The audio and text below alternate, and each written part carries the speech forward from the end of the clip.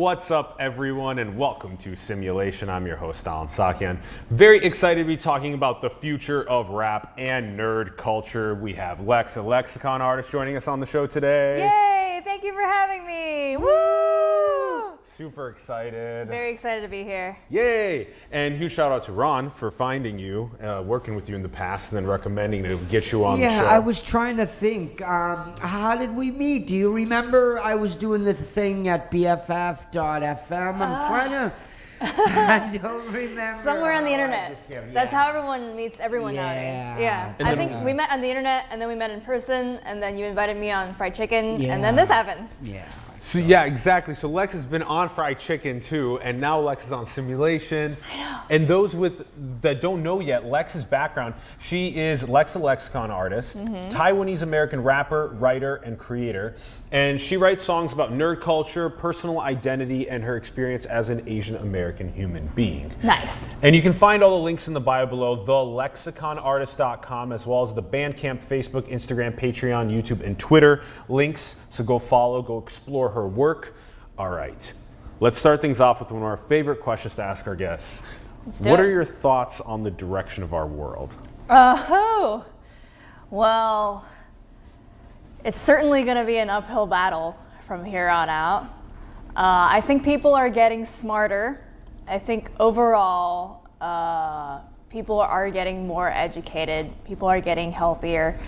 And overall, I think the quality of human beings is probably increasing. I think there's some studies that can attest to that. I would have to look them up, but I think I read them in like a report or something like that. I don't have a citation, unfortunately, but I think the quality of the people is increasing. However, the world they live in is eventually going to get more and more challenging, especially in the next 50 to 100 years. A lot of these problems are going to be happening while I'm alive, while we're all alive, as I move into like my 30s, my 40s, my 50s. Obviously climate change, a lot of shifts in political ideologies and policies that are happening in our country are going to make our world more difficult to survive in. But I think as human beings, we will all survive and thrive and find a way to live our lives and enjoy our lives and be compassionate human beings in the midst of all of this turmoil going on, because it's going to get a lot harder and hotter. So sorry for bringing that realness in so fast, but you asked. We have a lot of faith too in millennials and Gen Z in the future, and Yeah. building a bright future for all. We do. We have a lot of faith in that. And I want to learn about this journey, this music video, and just, you're quirky, you love nerd culture, you are producing great music right now, you're building up a really solid following. Thank you. How did this even happen for you? You're born in Evanston near Chicago. Yeah. And then you went to Taiwan for most of your life. Yeah. And then I'm curious how it was like, I want to, become a rapper. So teach us about this journey. Sure. I feel like it's a very unconventional journey, and most people probably wouldn't expect it of me, of someone who looked like me, if they only knew me from a superficial way, which is one of the reasons why I decided to work on this project, because you can't get to know me just by looking at me or just by making assumptions about me.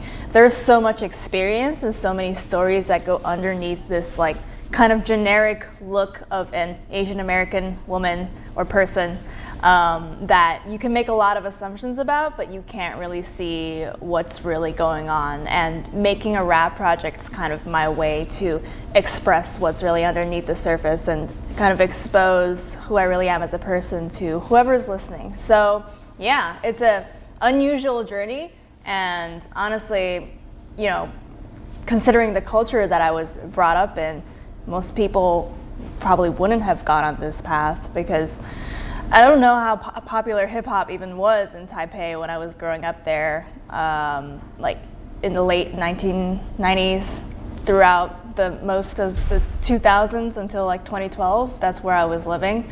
I didn't find a lot of people who were interested in the same music that I was, or interested in the same movies or niche internet fandoms that I was. So I spent a lot of time on the internet. In fact, the shirt. Open the jacket quick. I had too internet. much internet. This is a gift from my mother. It's a gift from mom? Yes. In fact, both of these pieces of clothing are gifts from my mother. That's cool. This is a Japanese bomber jacket, and this is a ironic T-shirt that says "Too much internet," and she clearly understands what I'm into, which is great. Yeah. Yeah, my parents are supportive. They've been very supportive. They never knew that I was going to do this, and I think it can be still kind of hard for them to understand what I'm going for sometimes, because making music about nerd culture is still kind of niche. Although I think, as we're going to discuss later, it's eventually going to be more kind of conventional and mainstream, and that's the direction that I see the world going in, where being a nerd and being like intelligent is considered mainstream. I love that. Yeah. I love that. That is gonna be such a big key. Such a big key. Yeah, and I totally see that happening. But going back to what I was saying earlier, my parents were supportive and have been supportive, and my parents put me on this music journey by enrolling me in music lessons. I'm classically trained. I play violin, and I played classical music for a really long time until I started getting into hip hop music. I listened to kind of early 2000s popular hip hop, mostly like Shady Aftermath records, like Eminem, 50 Cent, Dr. Dre, Snoop Dogg, like all those folks. Kind of were able to reach an international audience, and that's how I was able to hear about them. Mm-hmm. And I listened to a lot of these people just growing up when I was in, my preteen years, 10, 11, 12. That's when all of this kind of culture, all the lyrics started getting really embedded into my head. I really liked how subversive it was and how transgressive it was compared to the culture that I was living in, which is very collectivist and very limited. You're expected to do a certain thing and to live a certain way and to look a certain way. And there's not much of a kind of space to deviate from the norm in a culture like Taiwan or Korea or Japan, for example. And so I really enjoyed accessing this American culture because I felt like there was more freedom to express who you really were on the inside. And that's how I got into this culture throughout school. I knew I always wanted to be a rapper. I wrote my first rap song when I was 14. And it was for an English class. My English teacher was very supportive, and he gave us all an assignment telling us to write rap songs for our final project. And then, wow. Yeah, isn't that cool? Yeah. He asked us to record it, and I recorded a song, and I submitted it. And he pulled me aside after I had submitted it, and he said, "Hey, Alex, this is really good. You should do this more."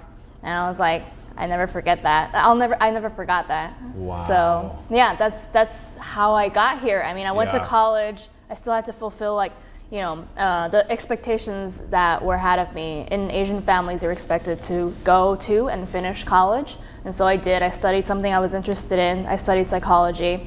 I feel like I still have the opportunity to study more psychology, but I got a bachelor's in psychology. That's what I have right now. And when I graduated, I decided that maybe I should, give this rap career a shot. So I started writing my original songs, and here we are.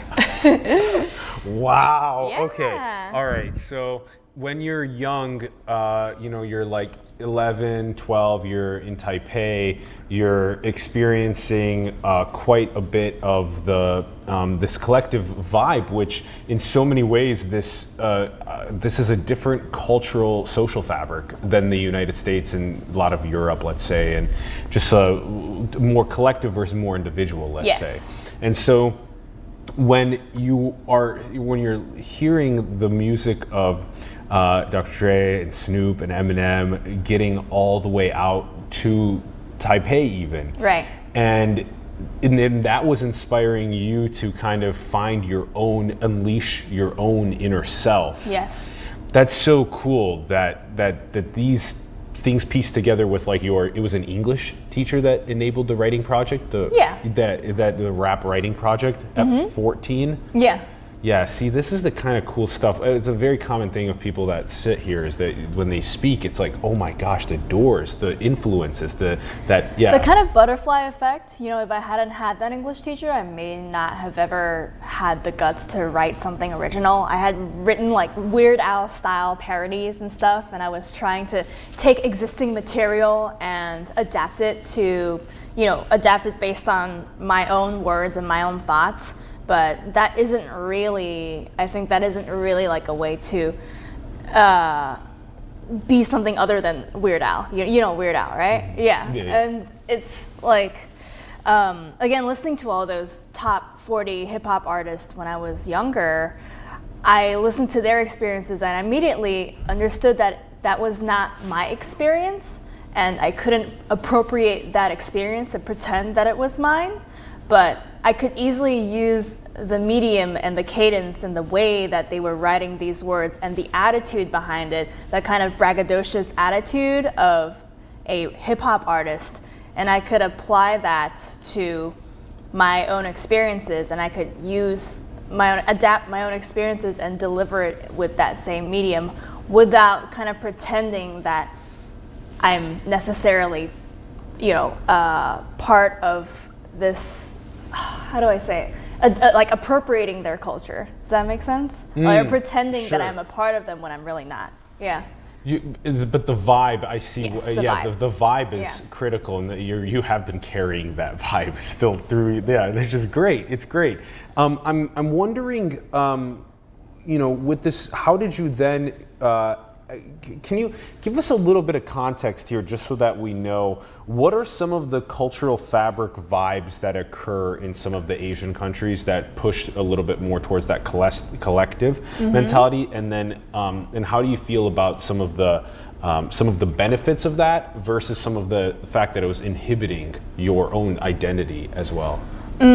One of the things that I can really say without being too critical of it, I've always been very respectful to my Asian roots and the culture that I grew up in, but lately I've been kind of having more of a reflective phase on the culture that I grew up in, and realizing that not all of it is good. There are aspects of it that are really good. Respect for parents is stronger, I would argue, in East Asian cultures. And, to a certain extent, being collectivist is also really good for social harmony. But I think one of the things that can be damaging is when people feel the pressure to all act a certain way and all look a certain way, then the opportunity for diversity really shrinks, and people who fall outside of this limited scope of what it means to be okay just get left out on the wayside. And that's how I felt when I was younger. I felt like I didn't fit in, that nobody was accepting me because I didn't look like them, I didn't act like them, and I didn't like the things that they liked. And in East Asia, you're expected, let's go with the appearance thing. There's like a very strict appearance. Let's take Korea, for example. I just came back from Korea. I'm not Korean, but I visited Korea, and I kind of got to experience their culture a little bit. There's this very strict look for what a Korean woman should look like. And that's the look that appears in media, in K-pop, in Korean dramas. There's a very specific look for a beautiful woman in Korea, and it goes all the way down to having a certain facial structure, to having certain features, to having a certain hairstyle and hair color. And what I realized is that if you don't fall within that scope, then you're not considered attractive. And that, especially for cultures where appearances are really important for the prospects of women in getting married, and the pressure for women to get married is a lot heavier than it is here in a lot of ways, that can be really damaging. And people who don't look like that feel the pressure to look like that, and they feel the pressure to maybe surgically alter their features so that they can look closer to that ideal. And I don't think that that's healthy. And while I think it's okay for people to decide what they want to do with their bodies, it's important to have bodily autonomy. I also think that a lot of people feel like they don't have a choice in looking a certain way, or in wanting to look a certain way. And in America, on the other hand, there's different kinds of niches where different kinds of body shapes, body sizes, hairstyles, hair colors, facial features, skin colors are accepted and considered attractive by at least a good amount of the population.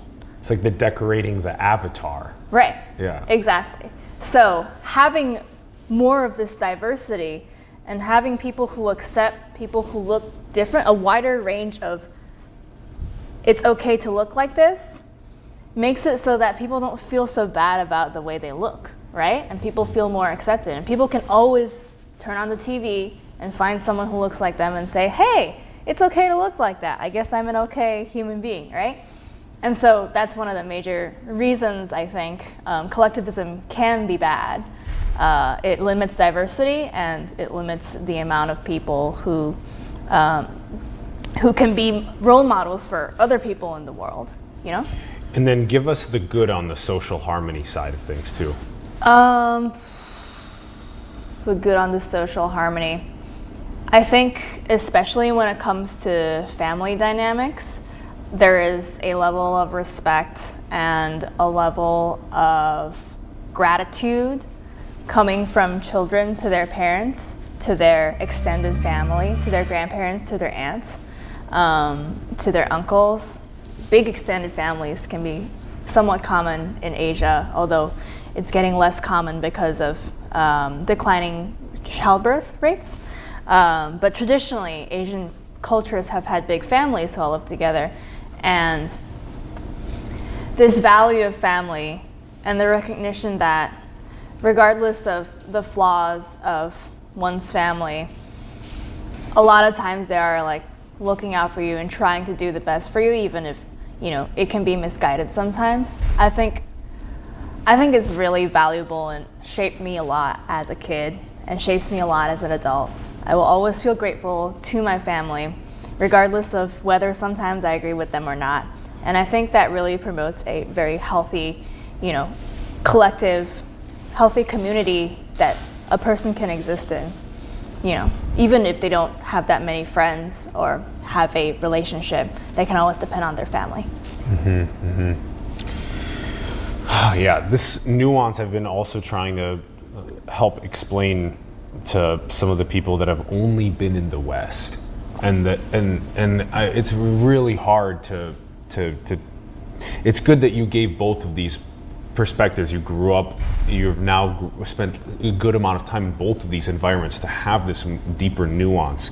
I do think there's a lot of good code that comes from East over time, and even all the way up to today with the way that China is just roaring as a global power, that I think the West needs to take a hefty dose of humility. And so and also build a very strong bridge between East Asia and the United States, because I think that can ensure a good chance for world peace across the planet. Especially when the major world powers are China and the United States. I think it's really important for both of these countries and the people in them to understand what makes the other person tick.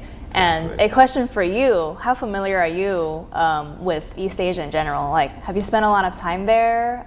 Because from my experience, Americans, like maybe white Americans, black Americans, Latino Americans, but also Asian Americans who haven't spent time in the East don't really understand what the culture is like, I guess. And they don't understand the good things that come from the culture, and they don't understand the bad things that come from the culture. And what ends up manifesting from their maybe obsession with the culture is, oh, this culture is all good. Or if they have like the opposite reaction, then let's say like an Asian American who feels like they don't want to be seen as Asian, they just want to be seen as American, but they never spend any time in Asia. Maybe they'll have like the opposite reaction of like, oh, like Asian culture is like all bad. But if you haven't spent any time there, it's really, really hard to like understand, especially if you don't have relatives or friends who are from there. And so I'm curious to hear about your experience. Just on a real quick note, Sure. Yes, I think for the last several thousand years there have been very ancient practices that have come out of Asian cultures that I've been able to practice. Deep meditations and philosophies that I think have drastically changed my life for the better. And I think everyone in the West can at least take a taste into some of that and potentially chill on some of the egoic vibes that happen here a lot of the time. And at the same time, I do recognize what you said earlier about even something as simple as decorating the avatar. The West is like, decorate your avatar how you want. And like, that's really cool and can be empowering. And so this is good stuff. I haven't been yet. And Ron, have you been to Asia yet? No.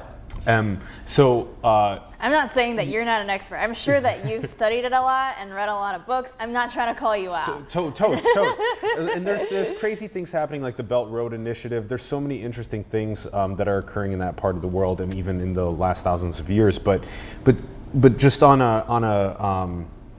a global cohesion level, Ron and I have had several conversations now with people that we've interviewed that have asked us, when are you going to come out to, Wuhan University or out near Shanghai? These are actually like people are now starting to gain more interest in having us go out there, and we want to spend. Ron, I'm not sure quite on Ron. I don't want to speak for him, but I want to spend several months out there interviewing hundreds of scientists and entrepreneurs and artists and people at the edge of their fields. And I want our channel to have hundreds of people from Asia and to be able to then showcase how similar in many ways our humanity is, our desire for peace, love, dignity, prosperity, just these similar fabrics that I think can bring that world peace thing together. So that's a bit on where hopefully we can see, and with your help, people like us can do things like grow what we're trying to do. Hope so. Okay, so let's go into how did you get when you're studying in high school and whatnot, and then you're like, how did the bid to go out to Berkeley to do psychology come up? As I mentioned earlier, going to college is kind of a requirement in East Asian families, especially with my family.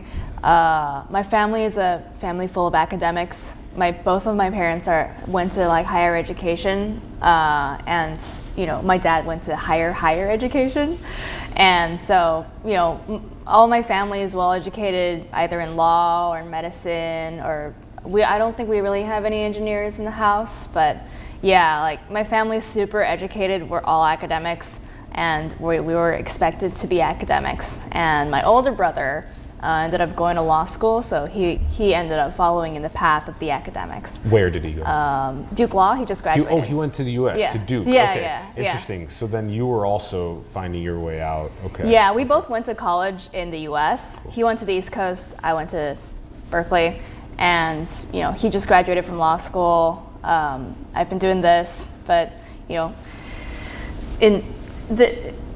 might think that these maybe rank like differently on like the value system, on whether like one is better than the other. But I would say that we've both succeeded in our own ways. Me and my brother, I love my brother a lot. He has always been my rock. We're super close. But anyway, that song was good. Oh, thank you. Yeah. Do you sing in any other tracks or just that one? Well, I'm working on a new album, and there's a lot more singing in the new album. Great. Yeah, and it hasn't been released yet, but yeah, there's a lot more melody. There's a lot more singing choruses and hooks in the new album, and it's more catchy, and I'm excited to unveil it. It's just still in process right now. Totally. Yeah, but about like going to school, I was always expected to go to college. I applied to colleges. UC Berkeley was probably the best school that I got into, and I was very happy to be accepted. And going there was, kind of just a given. I was always expected to go to school in the US and get a degree and then do something with that degree, or not.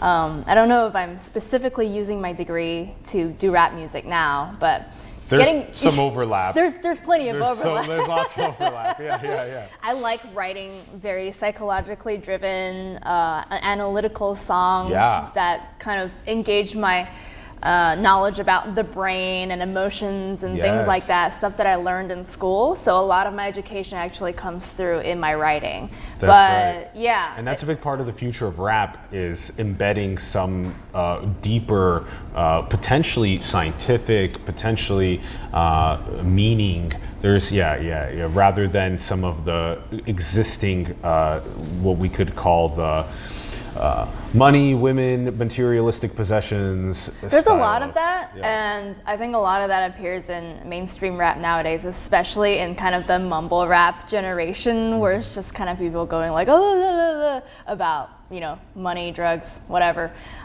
There's a lot of current rap though, and also, older rap that is underground, has always talked about things like politics or, raging against the machine, or and we're not talking about toasters, we're talking about the machine. Totally. Yeah, and like social justice, and also raps about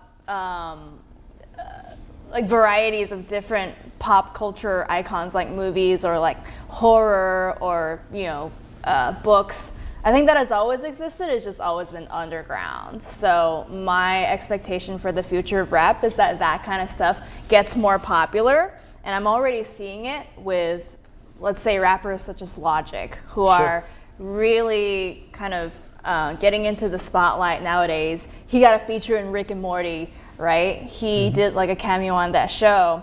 And his rap is very convoluted, often very analytical, often very intellectual, like poetic, I guess. Agreed. And so like rappers like Logic, for example. I'm not saying that he's the only one, but there are a lot of people that are coming out of the woodwork who are starting to, bring their education or bring kind of more abstract, like convoluted stuff, esoteric elements into their writing. And I'm starting to see it more and more in the mainstream, which is great. So I really want that kind of like nice underground stuff that has always been around to go mainstream. Yeah.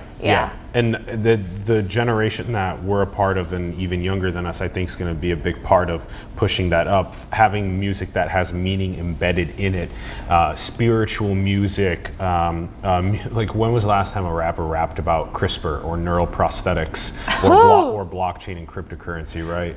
Well, I know a couple of rappers. I could list off like 3 that rap about blockchain and cryptocurrency immediately. So, there you go. So that's what I'm saying. And you're deep in the scene. So when is it going to become mainstream? And so, okay. So then, when you picked the mind, and you're now seeing yourself also acting a little bit more in the direction of embedding some of the things that you learned into the music that you produce. I want to know the words actually. Lex the Lexicon Artist. Those words. Sure. You had, teach us about, because Alex's son, Liu. Yes. Yeah. So how did this happen? So Alex Sun Liu is my full name, obviously. Alex is my first name. It's not short for anything. It's just Alex, which I think is great because I'm like somewhat non-binary as well. And so it doesn't kind of immediately give like a feminine vibe to it. It's very like unisex, which I think is a really good analog for my personality and my identity in general. So Alex is my name, and Sun Liu, those are my 2 non-given names, I guess. Sun is my mom's last name, Liu is my dad's last name. But Alex, I decided to give myself a nickname when I started doing this. And I shortened it to Lex because it was even more kind of like gender neutral, which is what I preferred. And so Lex the Lexicon Artist is a portmanteau of lexicon and con artist. So con artist is someone who like kind of tricks people, right? Lexicon means vocabulary or the words in your brain. So lexicon artist means word trickster. And that was what I started off with when I first started writing. My goal was to write really complicated, SAT approved, like big vocabulary, like rap lyrics, and rap really fast. That was the goal. I was like, yeah, I'm gonna play with words. I'm gonna be like a word trickster. That was the goal. But as I continued to work on this project, it started to have more meaning to it, and I eventually started to value substance over style. And so I've slowed down my rapping a little bit. I incorporate more themes of, emotional analysis, psychology, pop culture, stuff that people can relate to, my own experiences, as opposed to kind of just being like, I can rap really fast. Yeah, so like the kind of concept of the project has evolved over time, but I would still say that Lexicon Artist is a good way to describe it because it's the usage of words that really matters to me as a writer. Yeah. Yeah, and it's so evident in the music because in 2016, when you first started piecing this together, for me, I listened to Raging Ego, and that was released 2 years later, June 2018. Yeah. And that had 11 tracks on it. And I remember listening to it, and I told Ron, I told him that I was so happy to finally hear, because I had a little taste of like hip hop and rap that had some more meaning to it, but you gave me that big smile on my face. Oh, thank you. Because I was like, this is what's up. This is such a big part of our future. I'm so happy to be seeing it rising. Thank you. And so hopefully let's hear some of that from you. How in that first couple years, and from 2006 to 2018, did you figure out how to get your footing in the space and get launched off? Because there's likely also other people that may be in the same shoes or want to know how it happened. Sure. Yeah. I'm always happy to help people who like are interested, have the talent, and want to get on their feet and, start working on projects. So I can definitely talk about how I did it. It was weird because like when I started, I had basically really never written an original song. And really one day I was just sitting in my living room with my friend, and I was like, hey, I think I'm gonna start writing rap songs. And he was like, yeah, do it. And I wrote a rap song. I brought it to an open mic, the Starry Plow in Berkeley. It's a Tuesday night open mic. And one of my friends who is a comedian invited me to go to that open mic to check it out and like to perform my stuff. I was like, okay, cool. Let me give this a shot. And I performed my stuff, and it ended up having a really good response. And that was the first time I ever performed like Lex lyrics. And that was a great way for me to start believing that I could actually do it. So jumping off from there, I started writing more stuff. I started writing songs. I started performing more at the open mics. I checked out different open mics. So I got my start in the open mic scene around here. I would do open mics in Oakland, San Francisco, and Berkeley for the most part. And once I started to get known enough in the open mic scene, I started to get show invites. So I started playing more kind of like official shows where I had a longer set. I got a lot of help from folks who were in the local scene to kind of start getting me on my feet to get more shows. They taught me how to promote local shows, and so I started setting up shows, and that eventually helped me find my band. I found instrumentalists who were willing to work with me and play with me live, and pretty much just started gigging. And eventually I also, as I continued writing, I sourced my ideas from the experiences that I was having along the way. I would write about how it felt to write a song, or how it felt to perform, or how it felt to watch someone who I admired perform. And I would write about my relationship life. I would write about my education, and pretty much just anything that I thought would make a good song and would be compelling or relatable to someone, I would write a song about.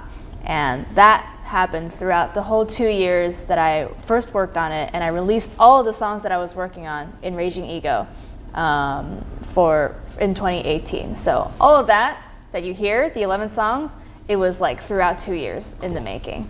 Yeah, and I basically played gigs a lot, and I started networking on the internet too, and I found people who did similar things to me on the internet, and I established a connection with that community. Things started blowing up around 2018, but I can pause here first so Let's that we do can. Yes, Oh yeah. so we can unpack. Yeah. I want to unpack.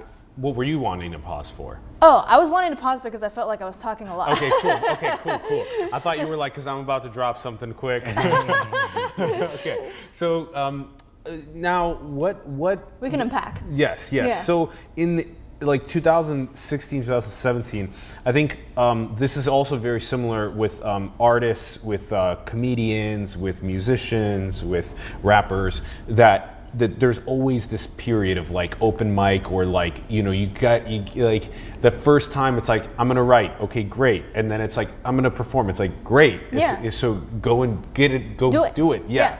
And then you do it, and then you get feedback from the audience about what's working, what's not working. You go and refine, you keep going. You got to go to Oakland, SF, Berkeley, and hustle, and like do multiple gigs and like keep going. And so then that content base built up. But then how did you end up identifying like who could help you produce the music that you could then rap over for the album? That's a great question. And really, I would say that part and producing the music and creating videos and kind of elevating my game to the next step beyond just kind of doing one song at an open mic and hustling, kind of like groundwork is what I like to call it. Groundwork. The first 2 years were probably just groundwork, like 2016, 2017, I was doing a lot of like local shows. I was networking with the people around me. I was getting advice, getting feedback from the people who are also in the local scene who are like close to me. And I was able to improve a lot based on that, but it didn't really get me beyond being in this area. The reason that I was able to start creating music, first of all, and also have my name be beyond the Bay Area was because of the internet. And I got to meet a community called Nerdcore Hip Hop on the internet. Nerdcore Hip Hop. Yes. And that's the kind of industry or genre that I work in a lot of the time. There's an industry / genre for this now. Yes. Nerdcore hip hop. And it's awesome. This is so great. And this is, where does the community live? Like subreddits, or where do they live? There's a Nerdcore subreddit for sure. Okay. The online community initially existed on a forum called Rhyme Torrents. It's not active anymore, but most of the Rhyme Torrents people have moved into a Facebook group called Nerdcore Hip Hop. Okay, I'm about to join that. Join Nerdcore Hip Hop. You're gonna love it. Yeah. It's there's a lot of trolls. Just warning you. Yes. There's always a lot of trolls. Always trolls. But I got trolled when I first joined. So I first joined the group and they trolled the hell out of me. But then they started realizing that I was pretty good. And you're serious. Yeah. That I was serious about. Getting into the industry, writing music, performing music, and touring. I was serious about all of that, and they started noticing, and they also started noticing that I became better because I didn't start off being so good. We always improve as artists. I started off from being an okay rapper to being an actually pretty good rapper. Yep. And as they noticed, I started making more connections with folks who were already actively touring within Nerdcore Hip Hop.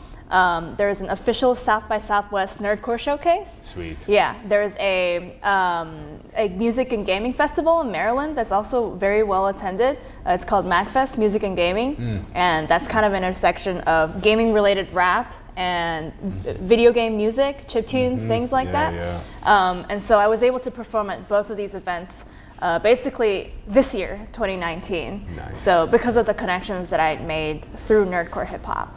So yeah, a lot of it had to do with going out there, like to the festivals, meeting people in person. But honestly, these people exist all over the map. There's people in Texas. There's a huge Texas family that exists. There's people in New York, people in LA, people in Denver, Colorado. It's like really all over the map. And in order to obviously network with them, you have to know them over the internet first, but you also have to meet them at events. And so that's what I did. And would Nerdcore Hip Hop be one of the reasons that you found producers to help you with the That's exactly. album? Okay. Yeah, that's exactly what happened. So all the producers that I work with the exception of one or two, have been people that I found through this site. They're rappers in this group. There are producers in this group. More so, there are people who are great people and who are very talented and have the skill set to produce music. So I'm a composer, right? I write music. I can compose violin parts, piano parts. I don't play guitar, but I can compose like kind of guitar parts, and I can compose bass parts, you know, stuff that's like fairly like writing driven, if that makes sense. But I can't produce very well. That skill set comes from someone who has worked for years and years with like audio production systems, like digital audio workstations. Someone like Ron, for example. Yeah, like you have to be very familiar with the technical side of it, and I don't have that skill set. So I was actually able to find people who were able to take the compositions that I made that were basically like skeletons or you know, demos, like a songwriter's demo, and kind of make it better and play instruments and produce beats and produce, you know, drums, effects, and create like a complete piece of music to rap over. So I have a little bit of a hand in the composition of the songs, but to produce the songs, I had to find people who had the skill set to do that, and that group was a really big reason.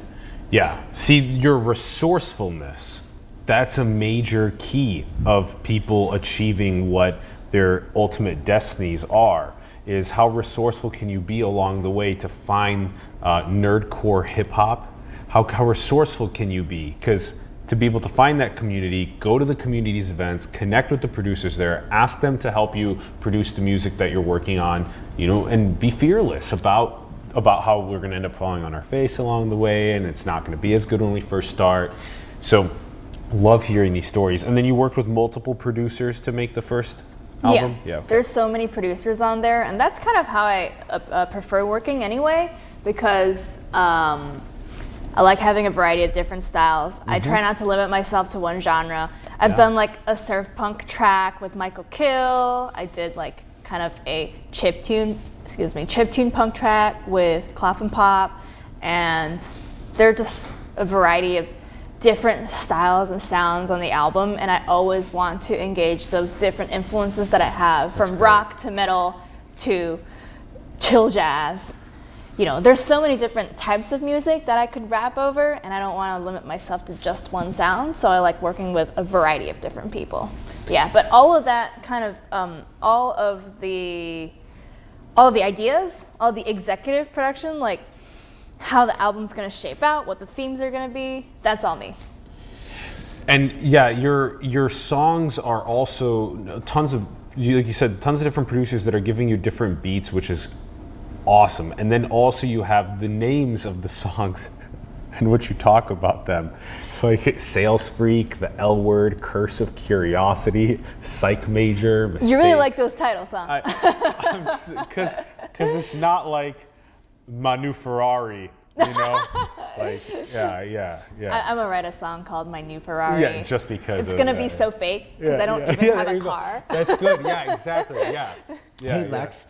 Who did the animation on Mob Explosion? Is that the name of the song? Yeah, it's from the anime. Oh, okay. Yeah, So it's from the show. Yeah, so whoever directed that show and made the animation did that. So we took the animation from the show and then cut it up to kind of, you know, to the music. Cool. Yeah. And all right, so then, like, so walk us through writing songs like this and how you kind of identify what the purpose of these songs on this album are, and like how you piece it all together.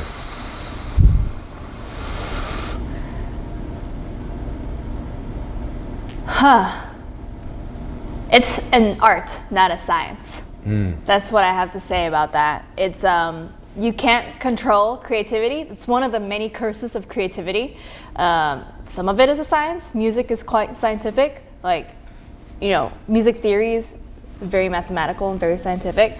But figuring out what to write, what stories are going to resonate with people, and what you're inspired to write at that particular moment, and what sounds natural and what is actually going to reach your audience, that's all art. Like, there's no one way to do it. You can start with a beat and then write lyrics over it. You can start with the lyrics and then have someone create a beat around it. You can do kind of both at the same time, go back and forth, have some lyrics, go make a beat, and then kind of match the beat to the lyrics and then write more lyrics. So there's no one process in which a song gets made. It all depends on what's happening here. And you really can't control it, and I really wish that there was a way to control it and to harness that energy so I could take it out whenever I wanted, but I can't really do that. I can set some time down for me to write, but I can't guarantee that what I write is going to be good. So for example, Cursive Creativity is a song that I wrote for, I wrote in 3 to 4 hours while I was sitting at my night job at my desk. There was a period of downtime. I was like, I got this idea. 3 to 4 hours. That was it. The song's done. What are the songs on there? Man. I think Sales Freak took me a really long time. Like, that was just shoving everything I knew about psychology and sales into a song. And I was like, oh, it's going to be funny to write a song about sales and psychology. Like, nobody writes a song about that. Yeah. See, this, even that you just said that is a profound thing. Thanks. It's just so lacking. Like, sales and psychology are such a beautiful mix, and like, why has there been so little music, film, art about those two things put together? And I like how you were just like you just came up with just I was like, I used to do sales. You know, I was a tech salesperson, and so I have a lot of experience in sales. I have a lot of experience in psychology. So let's write a song about it, make it funny. So that was how I wrote that song. But it took a really long time because I was taking all these terminologies and like putting it into the song, and it was kind of a more calculated song as opposed to a rush of creativity. It was more like, let's make this perfect. And so that ended up taking a lot longer. And so those two songs were written via different processes, and I can never guarantee what process is going to be the driving force of a song. As I said, it's an art, not a science. And I wish it could be more scientific, but a lot of times you just gotta let the creativity take you over and write what comes to your heart, and then test it with an audience and see if it works. And if it doesn't work, maybe scrap that song and write another one. So you have to be okay with failure too, because sometimes I've written songs that I've never published because I thought it was a good idea at the time, and then people were like, this is actually kind of problematic, and I was like, okay, then I won't do it. Can you give us an example? What was the problem? I have written like party songs. Like I have written like straight up party songs, like, yeah, let's get drunk, let's party. It was like one of the first songs that I've ever written. And I was just like, yeah, it's like fun, you know? People enjoy doing that.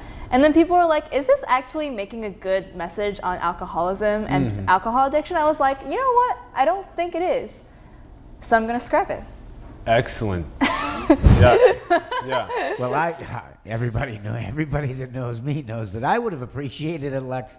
You know, I know you would. Yeah, I advocate for alcoholism and drug abuse. Honestly, Stop it. It's in like kind of analyzing drug addiction and alcohol addiction and substance dependency. It can be really, really insightful. You just got to do it in the right way, and in that song I wasn't doing it in the right way. Totally. I was kind of glorifying it in a way. Yeah. And I know I have a lot of friends who have talked about their own substance dependence in their music, and that's really powerful. But personally, I haven't had any substance dependence issues. Yeah. So I wouldn't want to write a song about something that isn't authentic to me. I can't write a song about my new Ferrari because I don't own one. You know, I don't have the money to own one. You can make a parody about it. I can make a. I can write a parody of Old Town Road called My New Ferrari. But yeah, that's another thing. It has to be authentic. All these songs are mostly autobiographical. Yes. They're all related to my experience in some way. They're all about something that's authentic to me. I would never pretend to write about something that I know nothing about.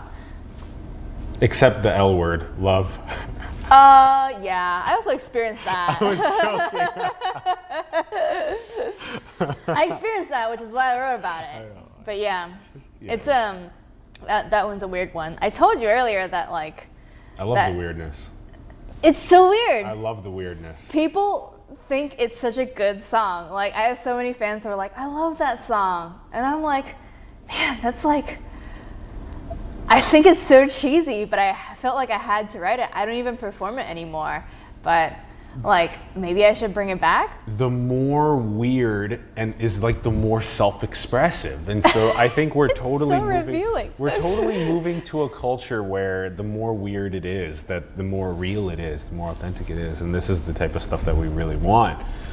Got such a badass picture of you performing. Yeah, that's such a good one. I really like that one. It's such a good one. Yeah. Also another thing that you mentioned I thought was so cool is that this is nerd culture. I mean, what you write is nerd culture. Yeah. Like, whether it's you finishing a song in 3 to 4 hours or you having to piece together tons of research into a song, right? Or having to scrap a song because people say, like, look at yourself in the mirror, look at what you want to propagate out into the world. That's really good, powerful stuff that you were able to make the decision and say no that you didn't want to surround yourself with good people that helped you with that. Very important. Super critical. Community is super important. Having people who prop you up and tell you when you're messing up and not just shovel you with praise all the time, That's right. but tell you when you're doing wrong. That's right. And correct you. And you having the mental fortitude and flexibility to actually listen to the people around you, super critical. If you can't change, if you can't get better, you'll never succeed. Yeah, and taking the feedback, no matter how it comes, if it comes at first, if they give you a layer of icing, or if they just give you right into the Red Hot Chili Peppers or whatever. I prefer the Red Hot Chili Pepper. I prefer it too. I prefer it coming red hot, right? I'm a no frills kind of person. Likewise. I'm just like direct. Direct Yeah. AF. But then we have to tailor it to people how their psychological needs are when we want to deliver feedback. So it's a very interesting dynamic there. Now, the question that I just wanted to embed quick in that segment was just that, like, the songs are totally nerd culture. They're like epically nerd culture. Thanks. And like, what is happening as you are performing? You released this album. You've been performing now.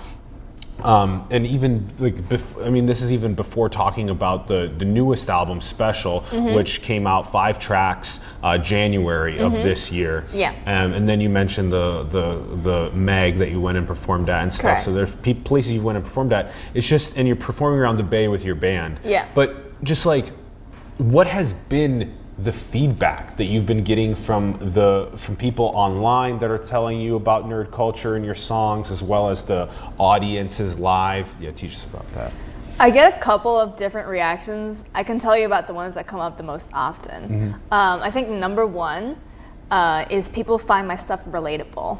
And they love hearing about experiences that they can see themselves in, and feelings and emotions that they have lived themselves.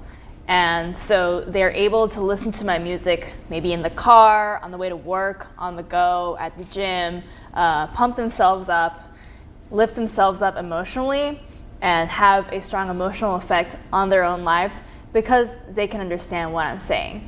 And they can understand the things that I've been going through because they have had a similar experience as outcasts in the world. And that's a big population, a big audience of people who listen to nerdcore music, is people who never felt like they belonged anywhere, people who felt like they were ostracized in school for liking things that weren't popular or for liking things that other people didn't like. And going back to my early days, I felt like that because the people around me weren't into the things that I was into. And so all these experiences kind of surface in this album, in the other albums and songs that I've made, and people are able to find themselves and see themselves in it. And that, I say, is representation. Representation is extremely important because if someone can hear themselves in a song or see themselves on TV, then they can see that and be like, that's like me. I guess I'm okay. And everyone just wants to feel okay. You know, everyone wants to feel okay and see that their life is not so bad, to find comfort, that other people are living the lives that they're living. And that's the kind of comfort and compassionate understanding that I aim to deliver to people by creating these songs. So relatability is number one. And let me riff on just a quick bit on that. On Sure. relatability, also, if you propagate nerd culture through the music that you're doing as well, so not only is it that people can then hear it themselves and say that, wow, like that emotionally resonates with me, finally I'm hearing that in music that I listen to, but also they get to potentially see that nerd culture is cool. Yeah. Yeah, and that's a huge thing too. That's how you're taught at the beginning. You're like, we have so many things that are challenges that we need to solve, and nerd culture is going to come in and kick those challenges asses. Yeah. And so that's huge. Is that inspiring force that goes through people as well, that they can see you talking about a big challenge in the world and then rise up and tackle that, and the see it be it thing is so critical, and that's another part of the relatability, I think. And to see someone who looks like them or lives like them be successful, and they might see me and have the reaction of, I can do that too. She's successful and she's being open and she's rapping about her life. Maybe I can do that. Maybe I can pursue the things that I like. I want to provide that encouragement for people too. Yes. Yeah. Yes. And you shattered through some of the cultural taboos that you had to as well to move up into the position that you're in. So for sure. That's another critical one, is the shattering the taboos along the way. Yeah. Shattering the stereotypes, the taboos. There's a stereotype of Asian women being boring or submissive or, not outspoken or, not cool. There's a variety of different stereotypes that surround someone who looks like me, to the point that when I went on tour, a lot of people, when I showed up at the venue, didn't think that I was the performer. They asked me if I was the sound person, and I would have to look them in the eye and say, I am the performer. And that really changes people's minds. I think it's really important to do stuff that alters someone's perceptions a little bit and maybe changes their minds on something that they previously had a preconception of in the past. And if you can change their preconceptions, then you can expand their minds and allow them to learn new things. And you've taught them one new thing just by showing up, And so shattering cultural stereotypes, taboos of me being part of the culture, being open about, mental illness, things like that, is also really important for folks who are dealing with the same issues, who see someone who looks like me talking about these things. They can feel like they have someone to look up to, and I want to be that person. Mm-hmm. So yeah, that is another thing, by the way, is Asian women, Asian folks in general, have usually had a really positive response to seeing me, mostly because I am a source of representation for them within hip hop, within nerd culture, and within music in general. I think there could be even more Asian American musicians coming out and being successful. I think it's already starting to happen, but I think it could be even more. Now that Crazy Rich Asians is out, a lot of movie studios are really jumping on Asian-focused stories and pilots and media content. Yeah. It's getting really popular because people are starting to see that these stories are profitable and people are actually interested in seeing the experiences of these people. And I think it's the same way with music too. And so that's the other feedback that I've gotten. Can I share the last bit of feedback? Course. That was relatability, yep. And the last bit of feedback that is very common is girl power. Ooh. Yeah. Good. Good. Yeah. Most nerdcore hip hop artists are men. They can be white men, mostly white men. There's plenty of black men too, but they're mostly men. And women in this space are very rare. Women in this space are very rare. There's a couple who are active, but they're very rare. And folks who are regularly touring and experiencing kind of a upward growth and active nowadays are even rarer. And I have a lot of women at my shows. Nice. You know, and a lot of times these women are there to see the male performers that they came out to see. Because, for example, I went on tour last year for 2 months across the country with a performer named MC Chris. And he used to be on Adult Swim, and he's also a rapper in the nerdcore space. And there are a lot of women fans and male fans and non-binary fans who came out to see MC Chris because he has a huge following in the world and in the US. But I got the reaction from a lot of women when I went on stage saying that they didn't expect to see a woman opening for MC Chris, and that they were so excited to see a woman, you know, be on that stage and rap about nerd culture. I love it. Because they are involved in nerd culture, and some of them even want to write rap songs. Yes. But they never thought that they could do it, or they never saw someone who was doing it to encourage them to do it. And now that they saw me, they instantly realized that they can do it too, and they're also so happy to see someone who is making it out there in the world as a woman and as a nerd. So I get a lot of like nerd girl power responses. They're so happy to see like a female MC in a genre, hip hop, that is generally already male dominated, but you add the nerd aspect to it and it's even more male dominated, because a lot of, you know, nerd culture often discourages women from participating, whether in gaming or being involved in STEM. You know, there's a lot of like cultural artifacts that make it really hard for women to participate a lot of the time. And so that's the feedback that I get from women. They're like, go rapper, I like. Yeah. And that's another one of the see it, be it things is so critical. If they can see you, then they can go home and say that finally, okay, great, I'm gonna get writing because I've had all those ideas and I want to go and make them happen. So that's huge, it's huge. And there's another whole a dynamic of it along the lines of like what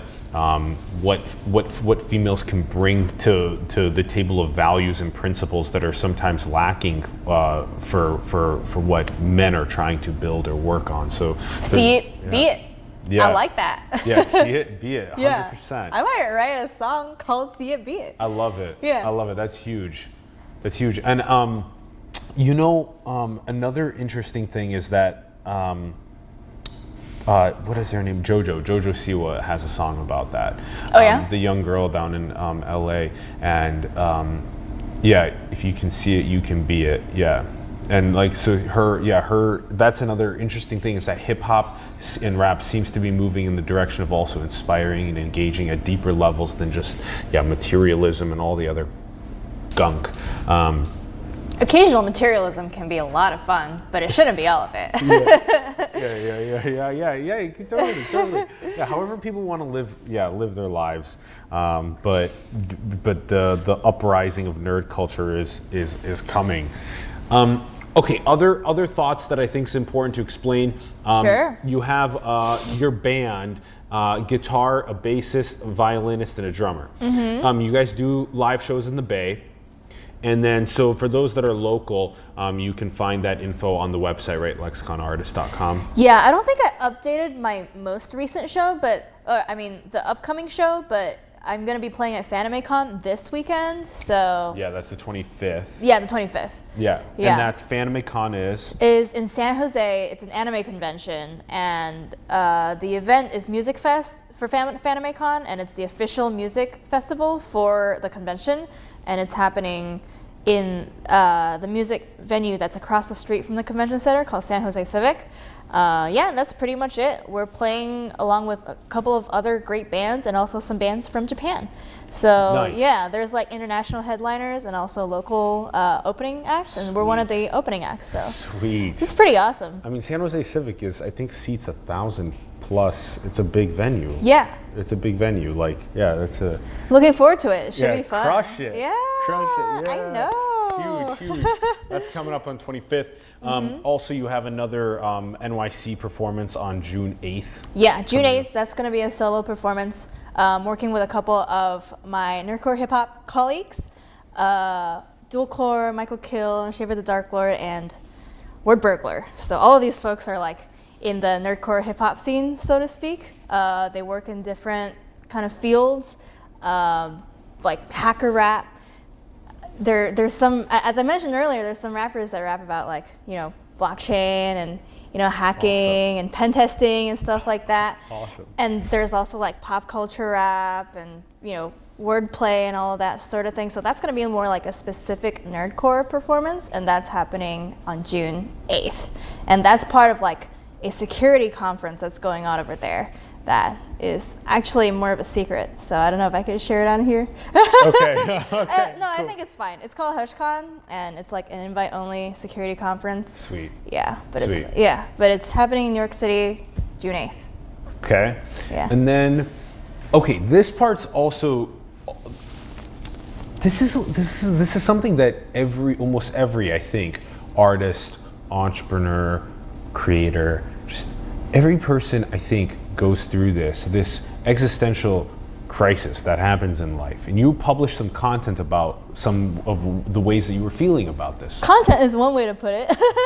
It was like a blog post, right? Yeah, it was. Yeah, I like doing that. I just felt a need to kind of tell my audience why I was silent for a little bit. I was busy spending time with family. But yes, go ahead. Well, it's just that there's this tendency with the we have it's like a hyper reality is what we've created in many ways with the social media, where everything is on the best possible way of displaying oneself. And so we're less likely to talk about how we feel depressed or how we feel like a lack of love, or that what are my needs? You know, we're really not like talking about that as much as we are trying to say that I traveled somewhere really beautiful or that my life is fucking awesome.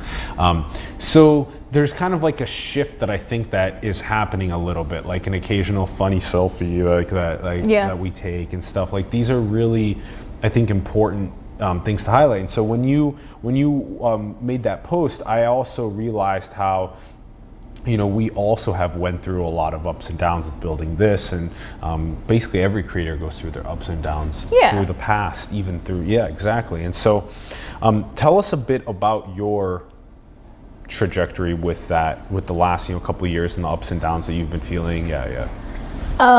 Really, the ups and downs have been 2018 and 2019, so the last 2 years. I experienced a huge amount of growth last year. It was my first time at South by Southwest, and I also went on tour, and I released Raging Ego, which was my first like major release, right?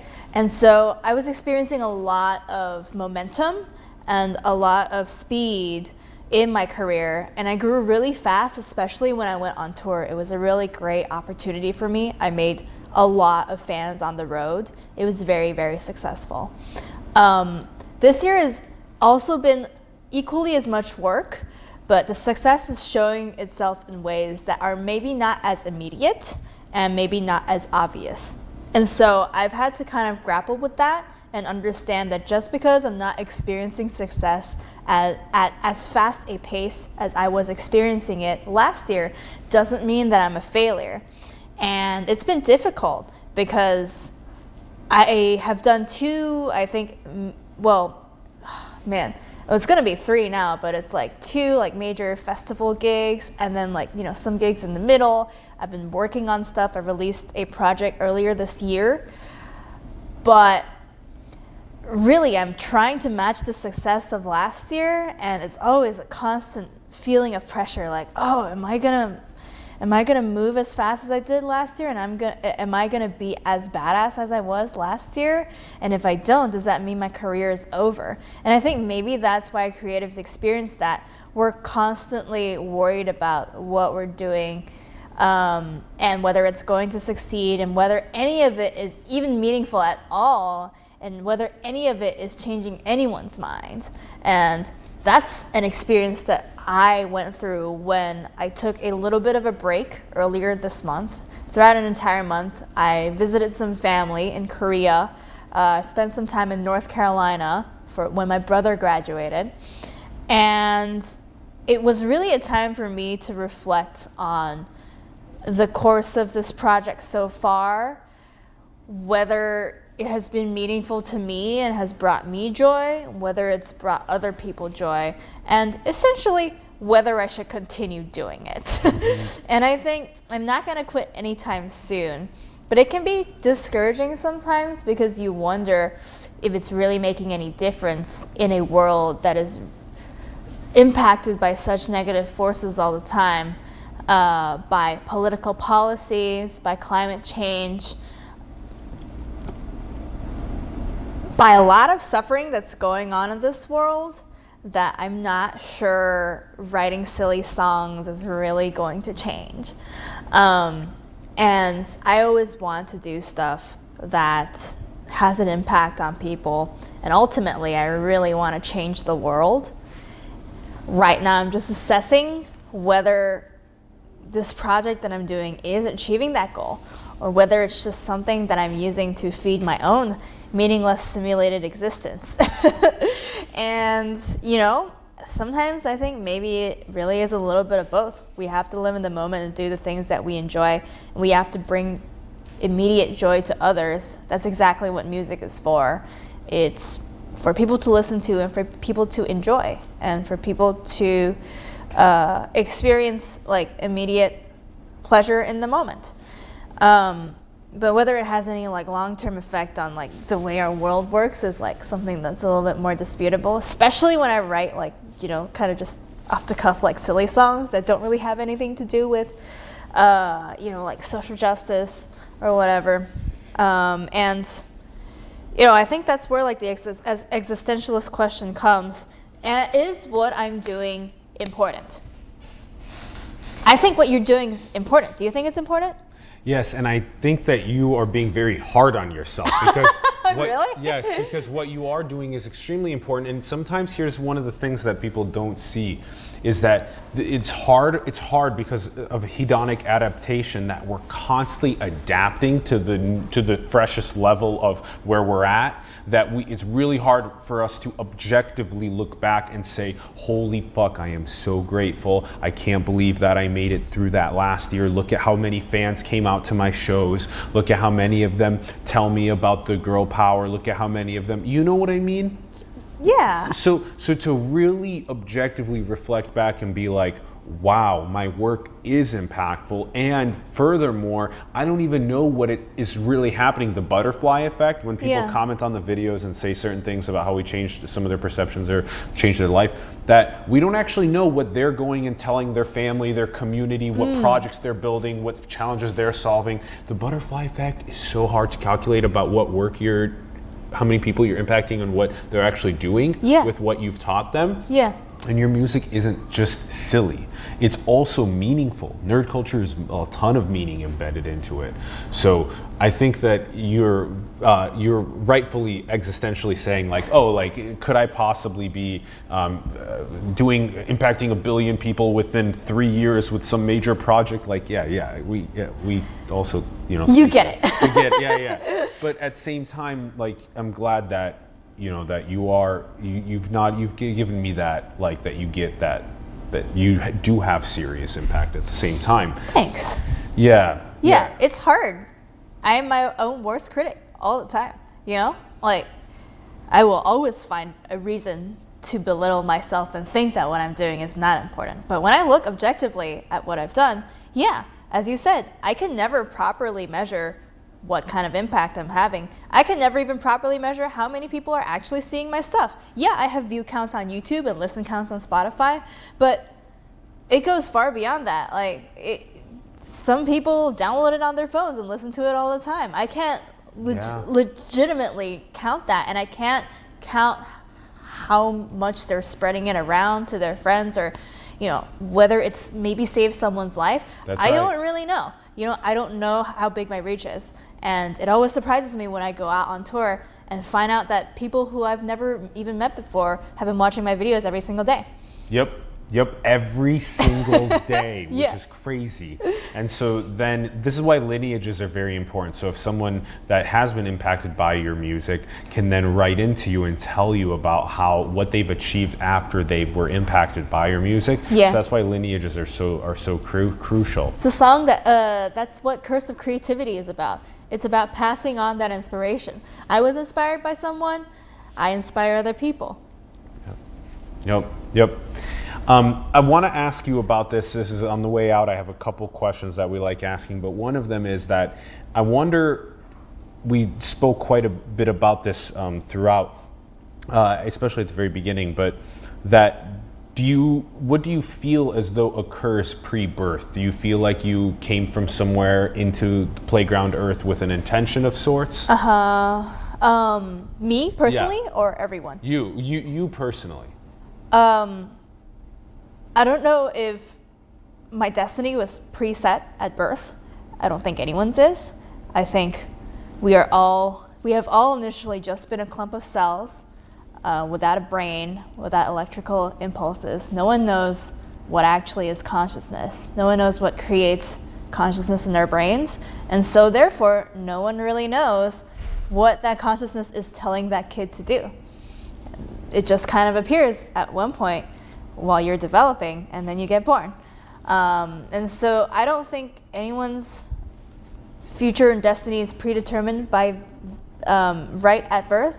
But what I do think is that my upbringing and my shared environment with my family and my non-shared environment with my family, experiences that I had in school, experiences that I had by myself on the internet, those have started to shape me from the very beginning to the person I am today. And those have always been pointing me in the direction of, I want to be a public figure. And what kind of public figure? I don't know. But my family does have a musical gene. I have several musical cousins. My grandma was very musical.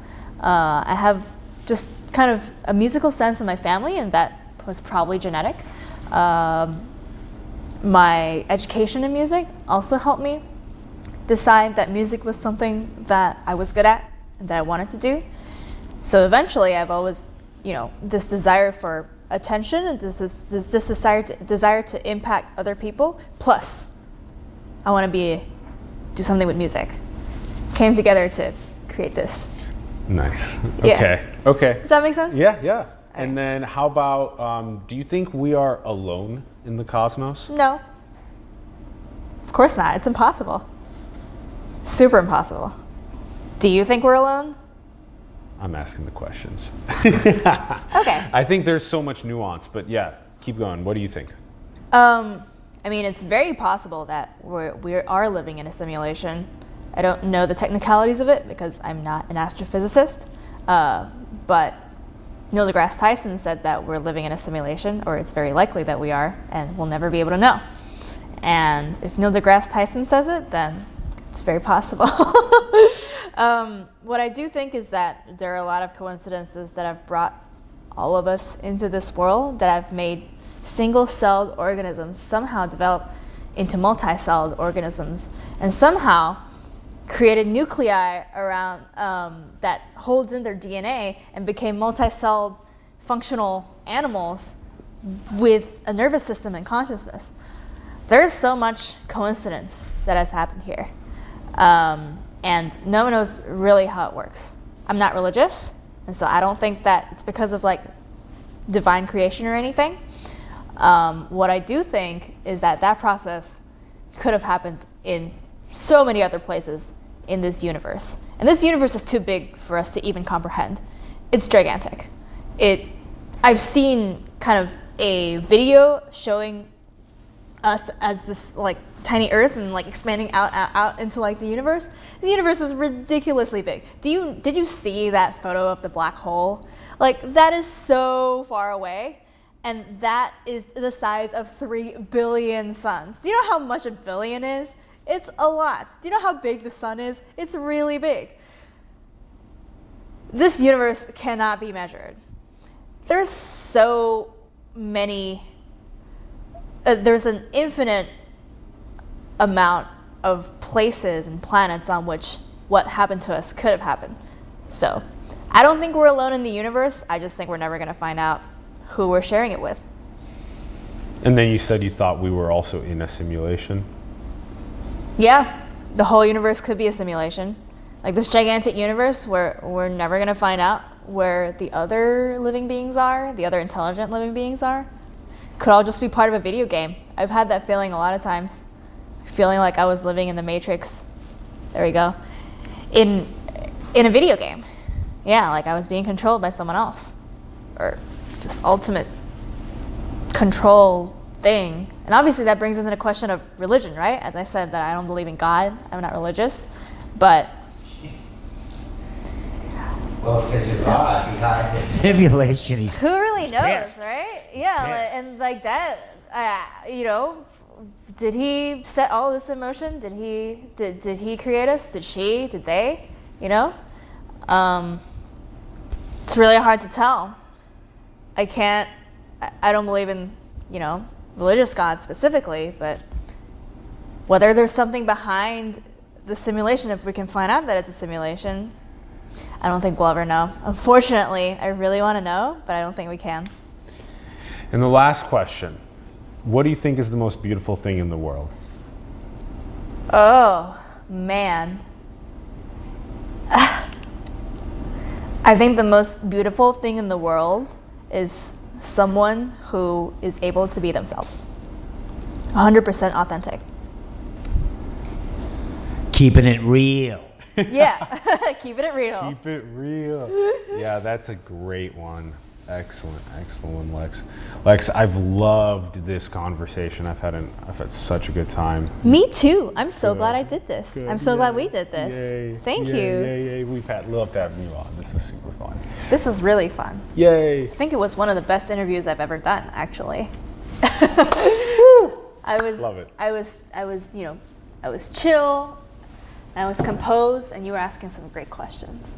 So, Good. Thank you for the conversation. Very much appreciated.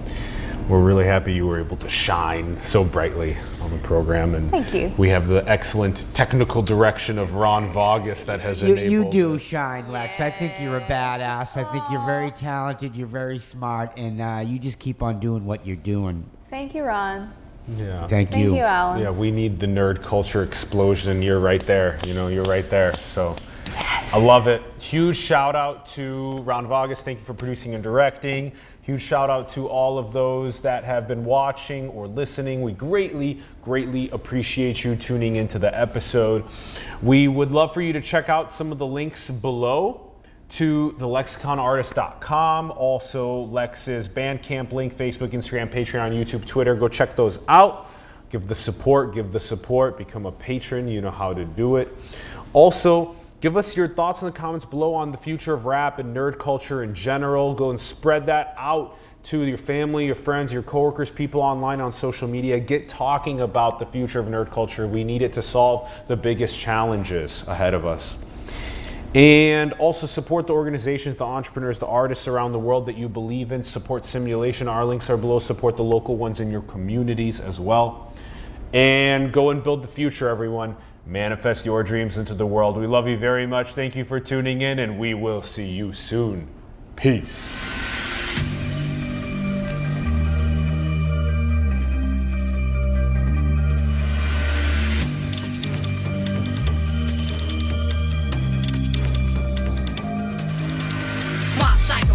I got murderous intent, 100%.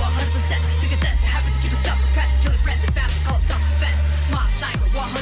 I got murderous intent, 100%. Took a step, happy to keep it self-pressed. Killing friends and family, call it self-defense. 100%. Now my powers is met. None of you have a clue who Carol gets. And all the hours I spent to keep my powers in check. Didn't get me no actual respect. You mind about the pressure to impress my fears. They said it would be better to suppress my fears. But every single second of the stress I can never express. I lay it out on the battlefield right here. You wanna know what happens when you're not about to open your emotions as somebody as the air. Cause it come up from moment. That's the moment that you notice that your morals are broken. And when you walk up to the hostel with your chest of the focus of rock and the ocean because you know that you're putting now your toes of us frozen because you know that it's sculpture.